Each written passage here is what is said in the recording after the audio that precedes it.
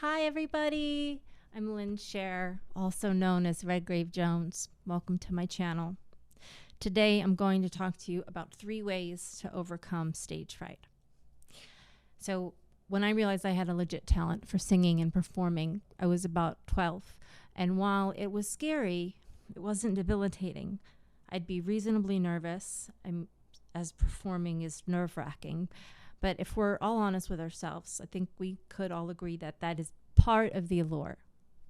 Some people are just weird and wired that way and need to do scary things more often than most. So despite my nerves, every chance I could get, whether it was theater or the talent show or the coffee shop, I took the stage as often as I could, and I sang and made music and performed with all my heart, usually having a profound effect on the audience, which of course I loved.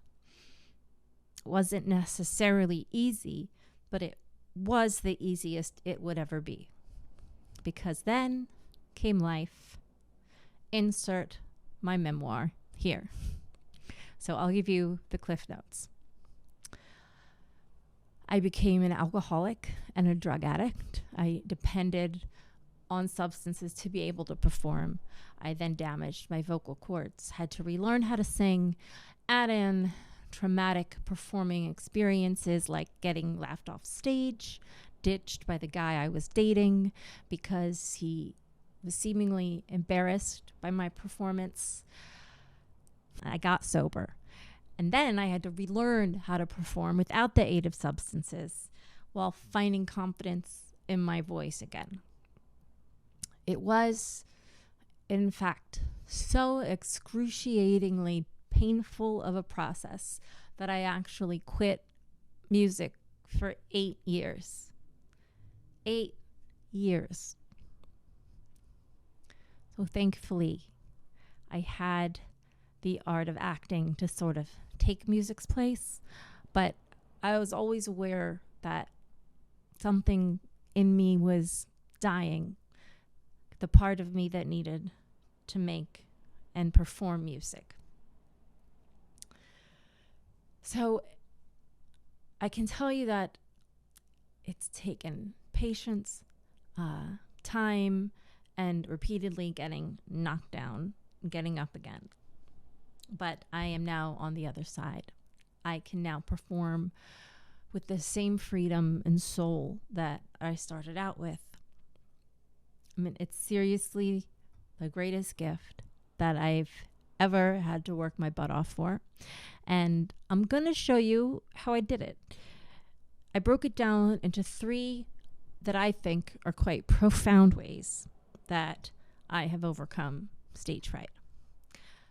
Number 1 is practice, practice, practice. And I know that this may seem really obvious, but when something comes to you easily, initially, there's a very precarious trap that we can fall into, and I fell into it. And that trap is thinking that because I am innately good at this, then I don't need to practice that much. No, no, no. The truth is, I must practice. We all must practice, no matter how easy anything comes to you. I must fine-tune each note I sing and each note I play again and again and again. And because I have tried and tested various levels of practice with performance, I can tell you, and I know that some of you might argue with me, but I believe, and it has been my experience, that you can never ever practice too much. The more you practice, the more you will shine in performance despite your nerves.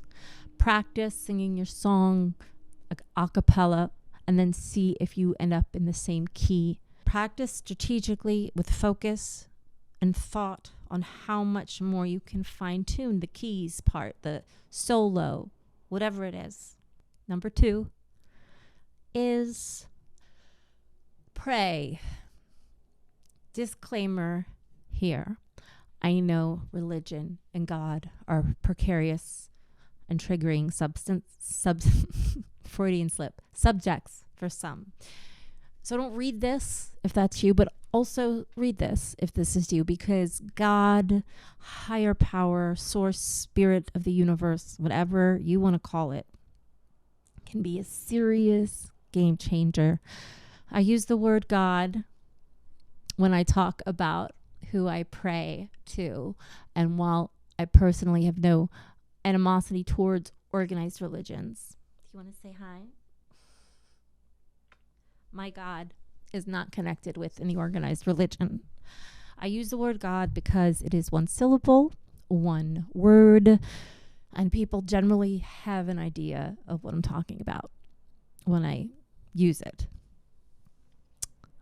I mean, sometimes I call my God boo, buddy, or like, I don't know, whatever I feeling in the moment. I'm not going to go on a diatribe about what or who my God is, how I found them, or he found me, but I will tell you, when I perform, or rather when I'm about to perform, and I feel like I'm literally going to die, I pray to this God. I say something simple, usually like, hey buddy, you better help me, or I need your help to get through this, or please sing through me, play through me, and help me be of service to you by sharing my gifts with this audience, something like that. Something just simple as, please God, help me through this. Help me be my best. And I am telling you, when I do this, that's when the magic happens. That's when I sing the most free and I play the most free, and when I have truly magical performances. When I try to have a good performance, or when I try to impress the crowd, I usually end up struggling and feeling like I'm just climbing uphill. Number 3 is create an alter ego. I could probably do a video on this alone, but I'm going to give you the basic rundown. This was inspired, in part, the years spent devoted to acting, the years I spent devoted to acting, but I don't think that means someone without acting experience can't use it. In fact, I know of many artists who've done the same thing in their own way, who weren't necessarily actors at that time. So I had been acting pretty regularly. It was my main focus for years, and it became really obvious to me that I had a freedom when I was acting that was intoxicating and made me want to focus just on that, because when I did sing or perform music, I would lock up. My voice wouldn't do what I wanted it to, and I couldn't freely express myself the way I wanted it to, or the way I wanted to. And that was so painful. I quit, like I said, for 8 years. And it dawned on me one day that I could maybe create a character to be while I perform music, so I could be truly free. It seemed like a crazy idea at first, and I sat with it for a year or so. And then a handful of events transpired that eventually inspired me to take the leap, to try it. I remember sitting with my good friend, Jason Lowry, who ended up producing my first EP, Luckiest Girl in the World, and saying to him, I said to him, like, this is absolutely nuts. I cannot believe I'm doing this. And I was terrified, like so scared, but I did it. I created this character, Redgrave Jones. I created her like I would create any other character I ever worked on. If you know anything about acting, this will make sense to you. I gave her a backstory, a history. I made sure it aligned somewhat with me so I could easily slip into her and remain authentic to myself. The main thing was that this woman was unwavering in her confidence.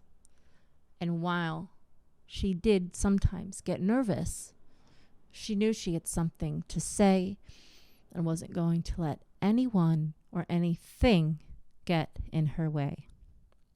And you guys, it worked. And it keeps working for me. It works so well that now, as Lynn Share, as myself, I have more confidence than ever. I still call myself Ed Grape Jones when I perform. I mean, it's a great name. And I love slipping into her like she's some gorgeous dress. But she's really just an amplified version of myself now.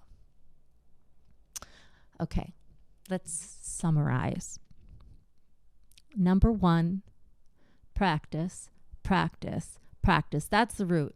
If you don't do number 1 and you try 2 or 3, it's not going to work.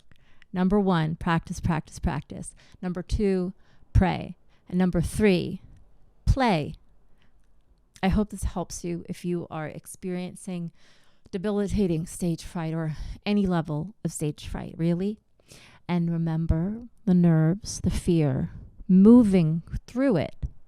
It's all part of the magic. Performing really is just like jumping out of an airplane. And if it was any other way, who would want to bother with it? I hope this was helpful to you. If it was, please stop right now and hit the like button. And if you haven't, subscribe to my channel. It helps so much. I thank you so much for being here. And as always, if you have any questions or comments, leave them below and I will answer them. I'll see you soon. Thank you so much for being here. Bye.